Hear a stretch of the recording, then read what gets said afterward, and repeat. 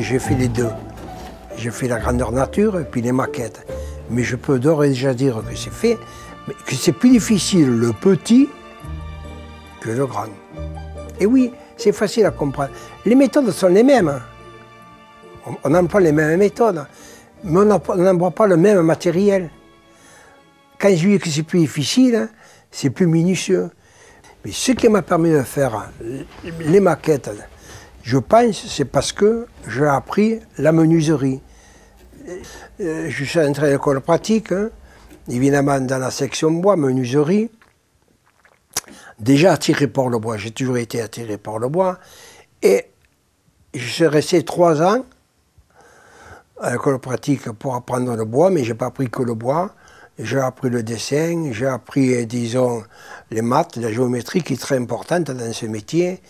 Et, disons, j'ai surtout appris ce que c'était comme morceau de bois. Et je me rappelle, mon chef d'atelier, il s'appelait Sadje, et il me disait, André, je sais que chez vous, à l'époque, je sais que chez vous, vous travaillez aux machines, mais ici, vous ne toucherez pas les machines. Il y avait toutes les machines, il y avait la ruban, la raboteuse, la dégo, la toupie, tout. Mais ici, vous ne travaillerez aucune machine.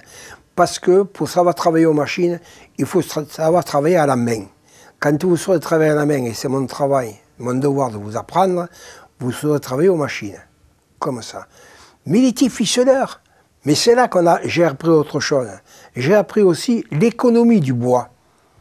Parce que par exemple, il donnait une table à faire, on était 4 dans ma section, il donnait une table à faire, il donnait le bois, mais au débit, il manquait toujours un morceau de bois.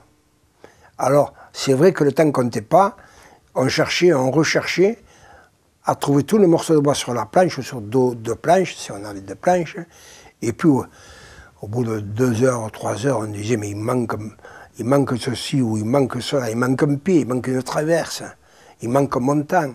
Alors on retourne le voir, le père Sager, il était dans son bureau, et alors il fallait voir la scène. Monsieur Sager, il me manque un montant, ça fait 3 fois que je recommence le débit. Mais je le sais, il passait sous son bureau, il tirait la pièce, il avait marqué à Versa dessus, il m'a dit voilà, il vous manque cette pièce. C'est quelque chose, l'économie du bois.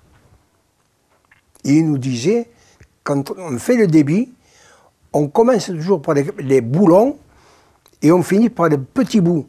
Parce qu'il m'a dit, si tu commences par les bouts courts, quand tu te feras le boulon, tu ne l'auras plus.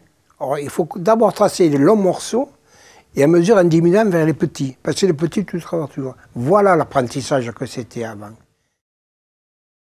Ça, c'est pratiquement de la menuiserie. C'est même plus du charpentage. C'est pour ça. Alors peut-être, en ayant appris tout jeune le travail du bois et la menuiserie, j'ai fait les maquettes.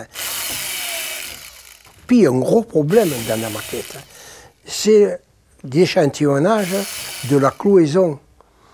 Parce qu'il faut respecter, ce sont quand même des maquettes d'arsenal qu'on appelle, tout est respecté. Il y a non seulement l'échelle de la longueur, mais l'échelle de l'épaisseur, mais il faut quand même considérer l'échelle de la cloison. Parce qu'il m'arrive, moi, à prendre des pointes, parce qu'on ne trouve pas. Par exemple, si on fait petit un clou qui doit faire 6 mm au 10e, ça fait 6 dixièmes. Vous vous rendez compte, on ne trouve pas des clous de 6 dixièmes. Si on les trouve, on ne peut pas les mettre en place, elles se tordent. Donc, moi, il m'arrive de contourner la difficulté, je prends des clous un peu forts, et je lime les têtes, pour que les têtes soient petites. Mais, si on fait ça sur 100 clous, d'accord, mais des fois, dans la journée, on en met 200 ou 300 jamais. Alors, à chaque fois, il faut passer à la main. Mais oui, mais il faut la perfection. Je ne peux pas mettre des têtes comme un tapissier, là. Ça ne serait pas beau. On ne voit tout juste les pointes. Mais la plupart des pointes, là, les têtes sont limées. C'est ça qu'on ne trouve pas dans le commerce. C'est la difficulté majeure. C'est une partie de clouaison.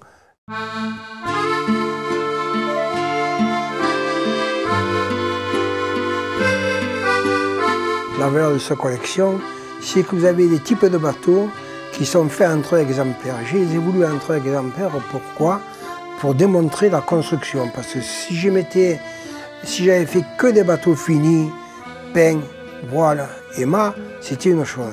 Mais j'ai voulu le même bateau le représenter en 3 étapes, c'est-à-dire le squelette, ce qu'on peut appeler la charpente et le bateau fini. Mais ce sont les 3 mêmes bateaux. Ça permet de voir l'évolution de la construction. C'est la valeur de cette collection. Et puis vous voyez, devant moi, ici, il y a un bateau en éclaté. C'est un joli modèle. Pourquoi c'est un joli modèle? Il y a pratiquement pas de bord, il n'y a que le squelette. Ça, c'est rare que vous voyez une pièce comme dans cet état. Vous voyez un bateau fini. Mais c'est vrai, c'est joli un bateau fini.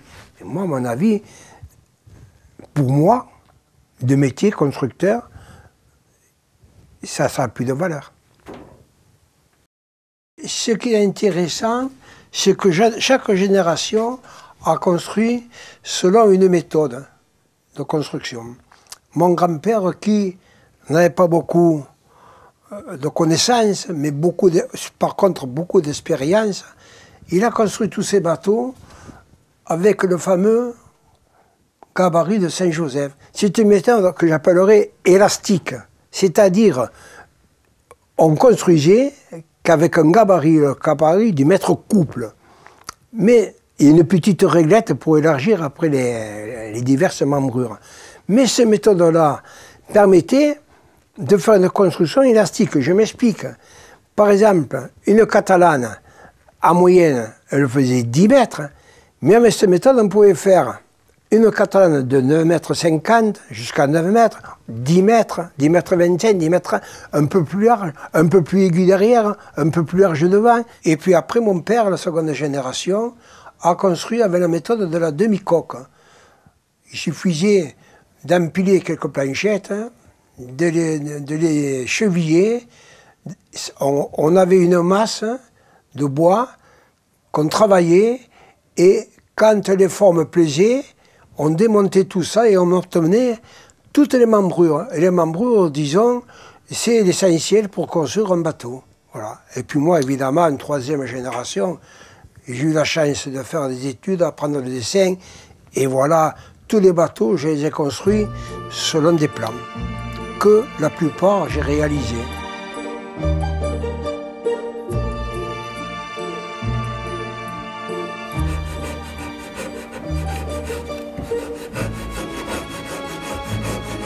Vous savez, moi, le bois, j'ai toujours été attiré par le bois.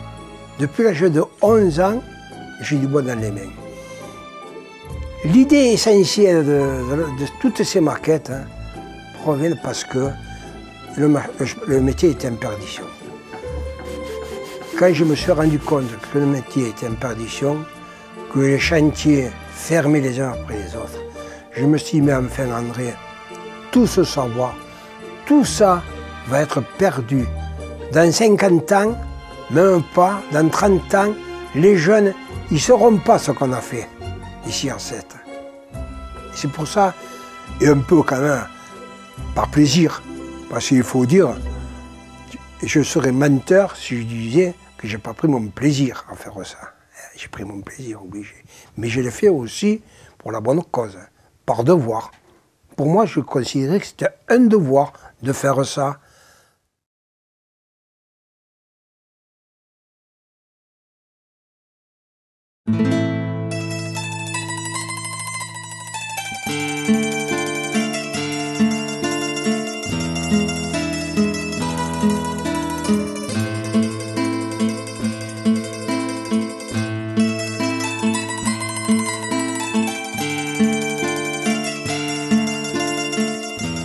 Voilà, vous avez devant vous le Gabès.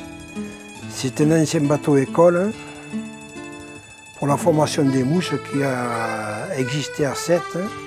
C'est une école qui a été créée en 1851 et qui est encore à la pointe du Barou.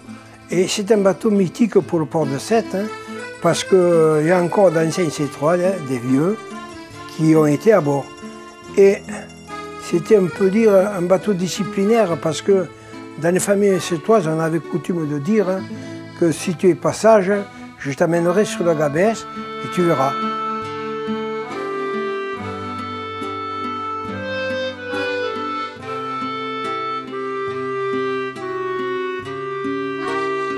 C'est vrai qu'elle n'était pas prévue dans ma collection, parce qu'avant tout, je voulais faire une collection de bateaux de pêche, tous les anciens bateaux de pêche qui ont existé, que certains encore sont là, mais beaucoup ont disparu. Et je voulais faire, disons, la collection des bateaux de pêche de la Méditerranée et surtout de notre région. Et puis après, il s'est greffé mes anciens collègues d'enfance avec lesquels je m'amusais aux billes devant le Gabès quand il était là dans les vieux ports. Un jour, ils sont venus, ils m'ont dit, mais enfin, tu as fait tous ces bateaux, mais il manque un bateau. Et quel bateau il manque? Mais il manque le Gabès. Ah, voilà, il manque le Gabès. Et me voilà parti en 2002 chercher des plans à Rochefort, parce que c'est un bateau qui a été construit à Rochefort. Et disons, il y a les archives de la marine à Rochefort, et j'ai pu récupérer les plans pour faire ce bateau. Voilà.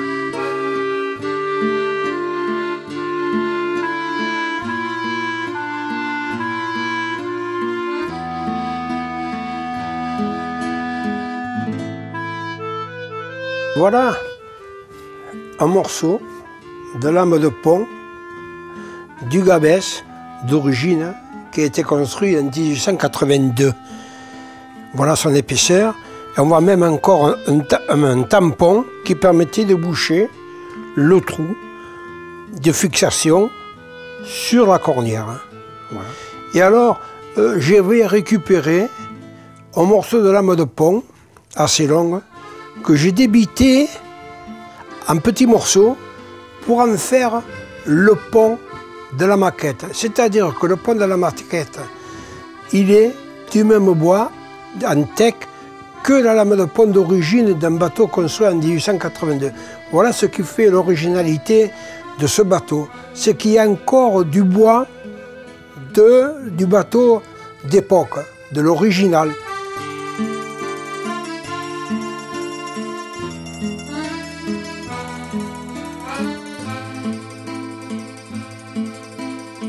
En 2002, fin 2009, ça représente 7 ans de travail et environ 3000 heures de main-d'œuvre. Voilà l'histoire de Gabès. Je pense que c'est ma pièce majeure.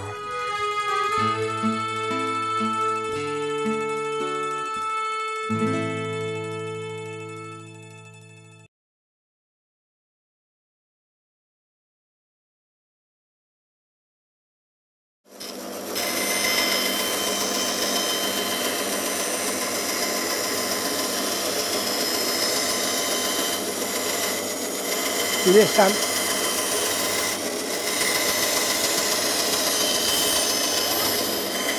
À zéro. C'est un système, ça, que je pourrais dire que j'ai inventé en 1945 en le demandant à mon père, en rentrant dans l'affaire familiale. Disons, ils avaient une méthode archaïque, mais je leur ai dit, nous n'allons pas continuer à travailler avec cette façon-là. J'ai écouté, nous allons faire, parce que dans notre métier, il faut que le plateau soit inclinable pour faire le fausse éclairage. C'est primordial. Mais disons, il fallait trouver un système qui puisse incliner le plateau modérément, tranquillement. Et donc ma méthode, ça a été, disons, de faire, en partant du plan, de faire un tableau selon les membrures, avec les degrés, selon les lignes d'eau. Voilà.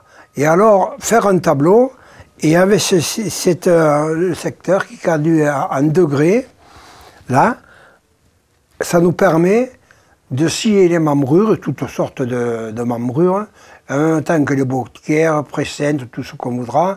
Chaque fois qu'on a besoin de fausse éclairage, c'est un travail précis. C'est un travail précis, et je répète, au degré près. Quand je me suis mis à faire les modèles réduits, les maquettes, il me fallait ma machine, mais en miniature. Mais voilà ma machine en miniature. Et pour la petite histoire, derrière, là, vous avez un cric de 2 chevaux.